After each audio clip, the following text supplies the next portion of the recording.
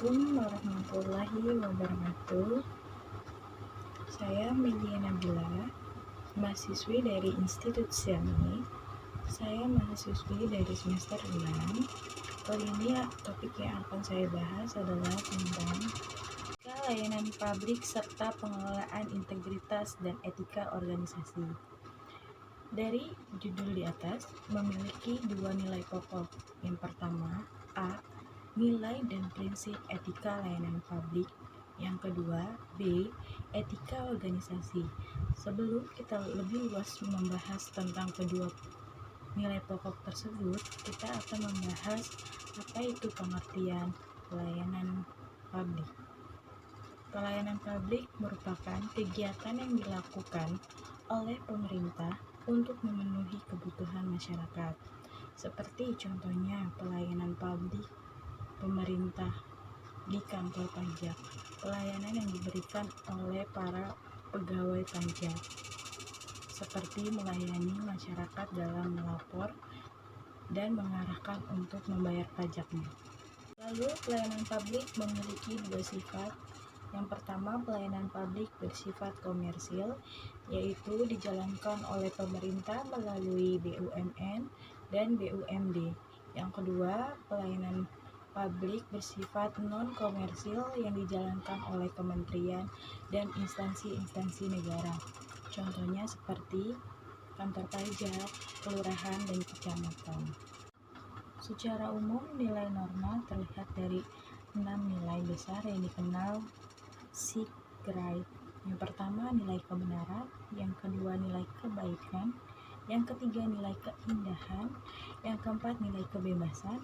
Yang kelima, nilai kesamaan. Dan yang keenam, nilai keadilan.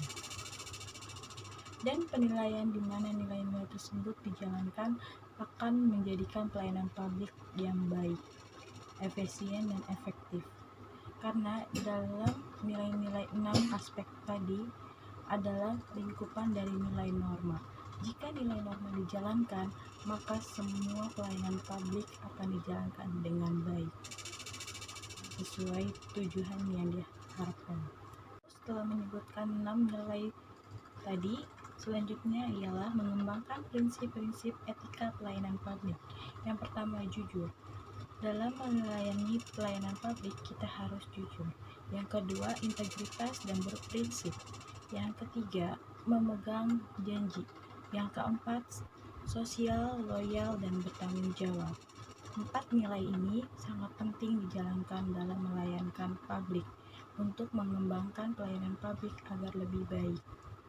Menurut Jabra dan Dwivedi, pada tahun 1989 mengemukakan pentingnya pengembangan akuntabilitas, yaitu yang pertama, akuntabilitas administratif, adanya hubungan hierarkis yang tegas di dalamnya.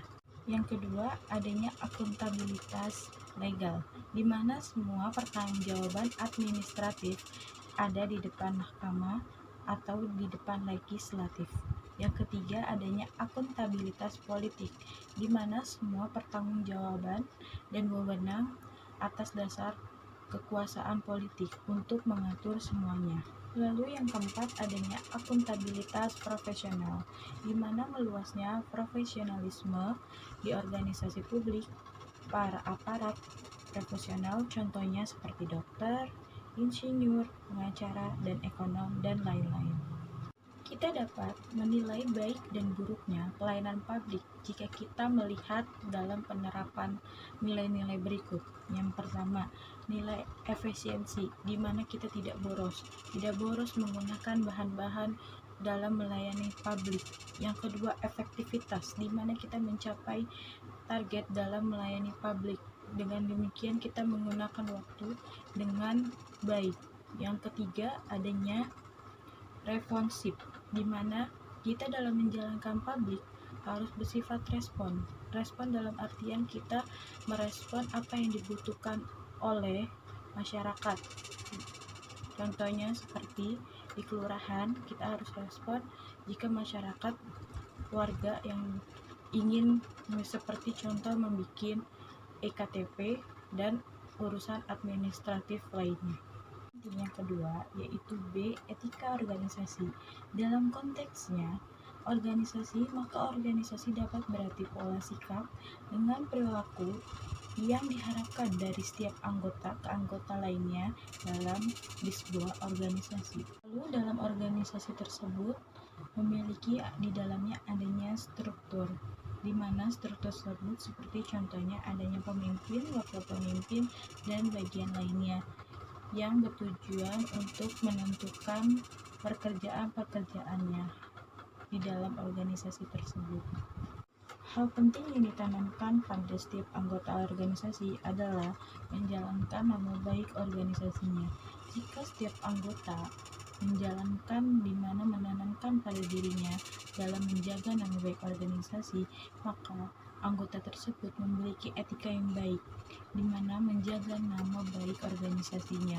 Dengan menanamkan hal tersebut, maka organisasi tersebut akan berjalan dengan baik dan cepat mencapai tujuan bersamanya.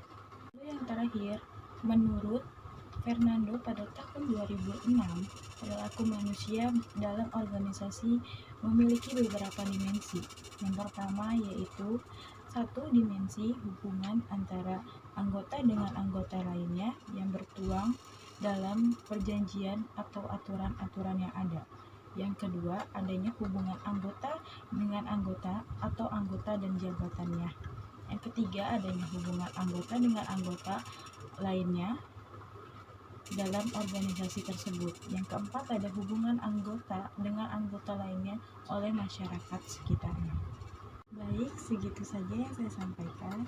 Kurang lebihnya mohon maaf. Wassalamualaikum warahmatullahi wabarakatuh.